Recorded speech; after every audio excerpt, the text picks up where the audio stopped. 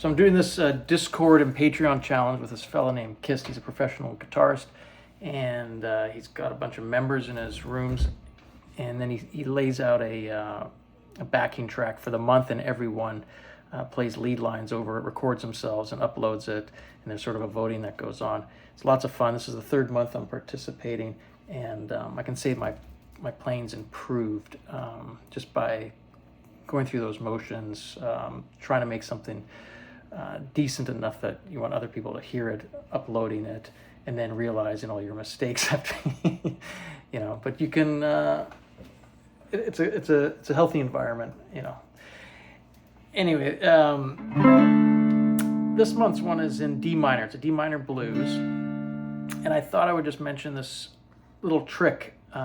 If you're, for want of any ideas, or you don't know exactly what to play, you can always rely on this pattern. I call it sort of a sandwich pattern, where you find your root note. In this case, it's D in the D minor, and you can rely on these notes to be in play. Okay.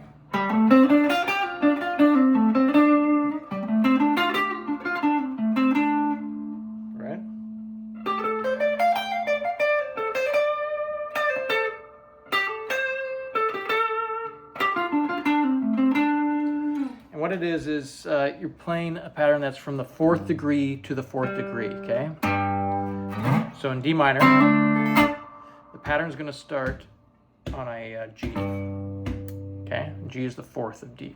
You're going to go up from the 3rd fret of the 6th string to the 5th fret of the 6th string, okay? And you're going to go from the 4th degree to the 5th degree, okay? And then the flat 7, which is the 3rd fret, the A string, okay, known as the C note. It's a flat 7 to the D, okay? It's a whole step from the root. So far we got, okay? And you're going to repeat that on the D string. Okay, you're going to go to the flat 3rd and then back to the 4th. So, and the middle, right in the middle is your root. That's why I call it a sandwich.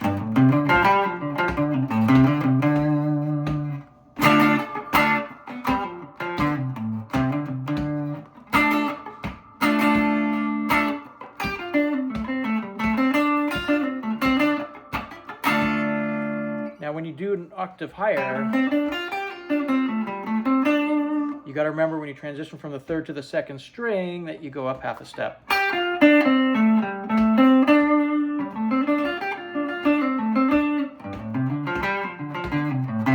That's a good exercise in itself, just playing something here. And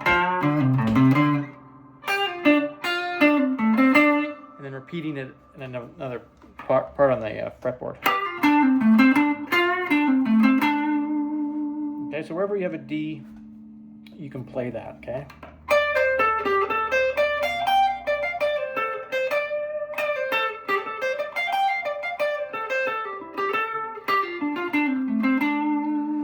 Okay?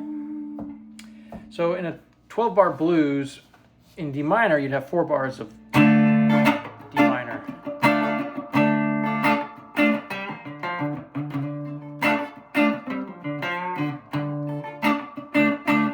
The 5th bar, you got to go to the 4 chord, which is going to be a G minor.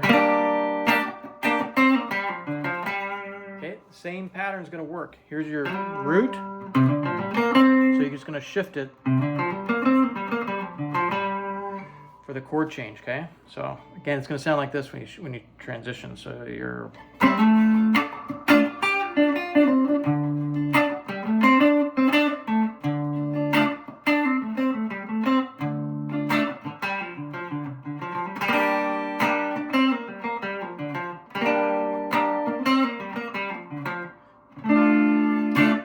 On the 7th bar, you want to go back to that D minor.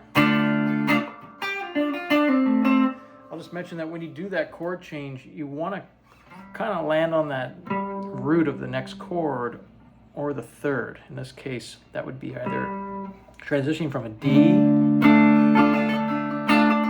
to a G minor. It's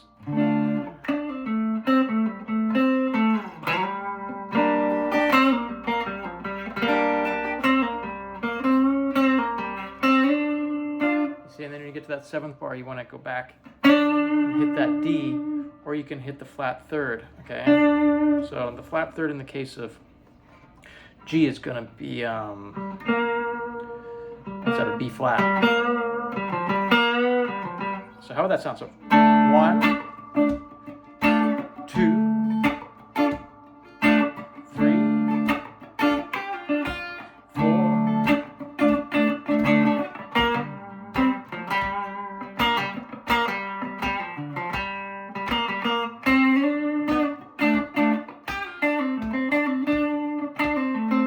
Okay.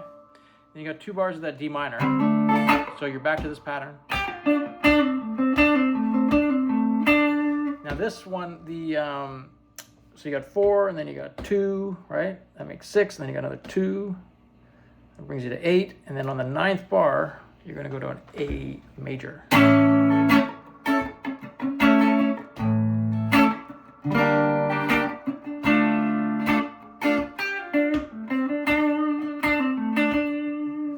Okay, in this particular progression, the 9th bar is the 5 chord, and it's a major. You can play it as a dominant, like a A7. A lot of blues would do this. This particular backing track actually holds on to the 5 chord for another 2 beats, and then goes to the G minor, the 4, in the second half of the 10th bar.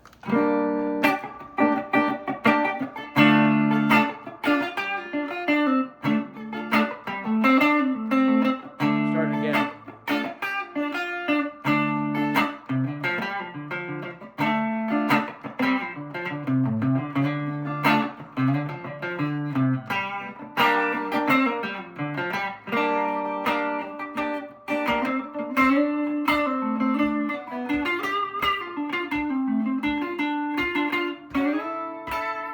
Okay, now there's the A major, and instead of playing the chord, I'm playing basically a triad. Here's your root, here's your 5th, and here's your major 3rd.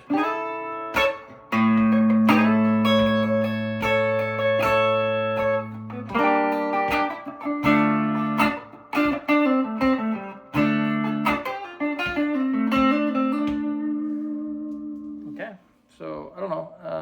Let me know if that's confusing or if that makes sense and if that works for you, or if you have any questions.